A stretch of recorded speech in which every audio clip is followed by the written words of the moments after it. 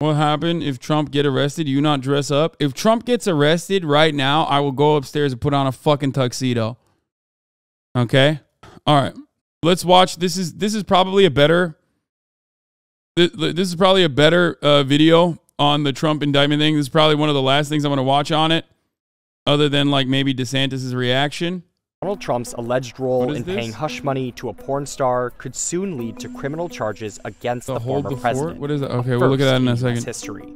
Exclusive articles the Wall Street Journal published in 2018 triggered this investigation into Trump, and reporter Joe Palazzolo is still digging. There's this. I did not expect 5 years later. And then there's this to talk about as well. At all. As a grand jury is concluding its investigation, let's look at the reporting that led to this pivotal moment and what could come next. Let's start in 2016, days before Trump's election victory, and years before porn star Stormy Daniels would tell her side in prime time. And you had sex with him? Yes. You were 27, he was 60. Were you physically attracted to him? No. Not at all? No. During the 2016 campaign, Daniels and her manager were shopping her story of an alleged affair with Trump from a decade earlier. She'd been on successful celebrity magazines, and tabloids didn't want to buy it. Michael Cohen, Trump's personal lawyer at the time, was also approached with an offer to buy Daniels' story. That was in September. Cohen says, go to hell, essentially. No. And then Access Hollywood happens. And when you're a star, they let you do it. You can do anything. Whatever you want. Grab them by the And then, boom, it's like a 180. Stormy's lawyer is back on the phone with Cohen, and they're hashing out a deal. Daniels agrees to $130,000 for her story in exchange for her silence and signs a contract on October 28, 2016. Journal reporters caught wind of Daniels around this time and, over months, worked to piece the story of the payment together. So the first story ran in January 2018. It was pretty bare bones. I mean, what we said is what we knew, which is that Michael Cohen had arranged $130,000 payment to Stormy Daniels. And so we had confirmed that he'd used a Delaware limited liability company, a shell company, essentially, to transfer the payment. And so those are the two stories that we reported in 2018 that really got the ball rolling. A political firestorm erupted. All right, the confiscated Stormy Daniels' Molly at an ICP concert in 2018. That is an incredible sequence of words to put together. Trump denied the affair and knowledge of the payment. You have to ask Michael. Michael's my attorney, and you'll have to ask Michael. Days later, FBI agents raided Cohen's home, which Trump called A disgraceful situation. It's a total witch hunt. I've been saying it for a long time. Federal prosecutors charged Cohen with campaign finance violations and other federal crimes. He pleaded guilty to all of the charges, telling a federal judge at the time that Trump had directed him to buy Daniels' silence. I am providing the committee today with several documents, and these include a copy of a check Mr. Trump wrote from his personal bank account after he became president to reimburse me for the hush money payments I made to cover up his affair with an adult film star and to prevent damage to his campaign. Despite Cohen implicating Trump in the crime, federal prosecutors dropped the case. But that still left the possibility of state charges, as the Trump Organization is based in New York. Cyrus Vance, the Manhattan District Attorney, stepped in. Ultimately, the DA's office decided not to bring charges. When Vance retired, the new DA, Alvin Bragg, initially decided not to pursue the hush money investigation.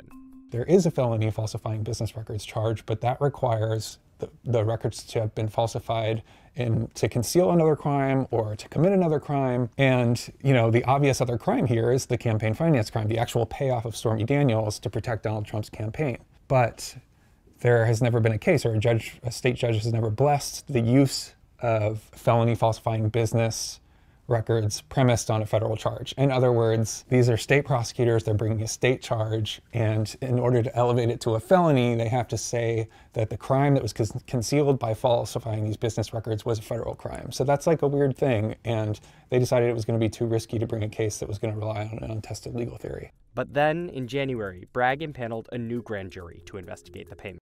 God, how lame is that this is the lawsuit that might bring him down? Such a boring story for such a non-boring person. I don't think it's a boring story. I think it's a very fun story. It's just that, like, he's done actually, like, worse criminal things that have, like, serious criminal implications, which is why we think that this is, like, not a big deal. It says more about Donald Trump, like, and his long track record of just like being openly corrupt than anything else. You know what I mean? When we look at a situation where like, can you imagine if this happened to Joe Biden? Like, Joe Biden's done some dog shit things, right? But overall, or like Obama, you know what I mean? Like, sure, are there other things that you could actually fucking nab him on? Certainly, right? But those are still within the boundaries of like, I guess, our legal system and what kind of corruption is like allowed, okay? But like, never forget, Bill Clinton, horrible monster, right? Horrible monster, just an awful fucking president. I mean, the impeachment proceedings were put on him over having oral sex in the fucking White House. You know what I mean? Like think about that. Like that kind of thing, like this kind of thing would be considered unimaginable, unfucking imaginable. If you were to compare, if it were to happen to like someone who is like known as like a normal fucking Democratic politician. He hasn't said publicly why he changed course. Everyone's surprised, frankly, because our reporting and others had shown that the office had looked at this so many times, had looked at it through kind of different lenses and decided each time not to bring it. The feds had passed up on the chance to bring it. So now here we are in 2023, and what's changed? I mean, we don't really know yet. One thing that hasn't changed is Cohen's involvement. Trump's former lawyer testified before the grand jury last week and could be called to speak with them again. This is all about accountability. He needs to be held accountable for his dirty deeds. Trump has denied the affair and any wrongdoing, calling the investigation politically motivated. The Manhattan DA's office did not respond to requests for comment. If Bragg brings charges against the former president, it could shine more light on what happened in 2016. An indictment's just an allegation, right? There are still, questions that I have even after having worked on this for so long. If the charges are focused on falsifying business records, like what did Trump know about repaying Cohen? There's a lot of sort of gaps in our knowledge about how this all went down. And then, I'm really curious to see if the DA has learned some new facts. Charges, if they come, I think would sort of begin just one more chapter.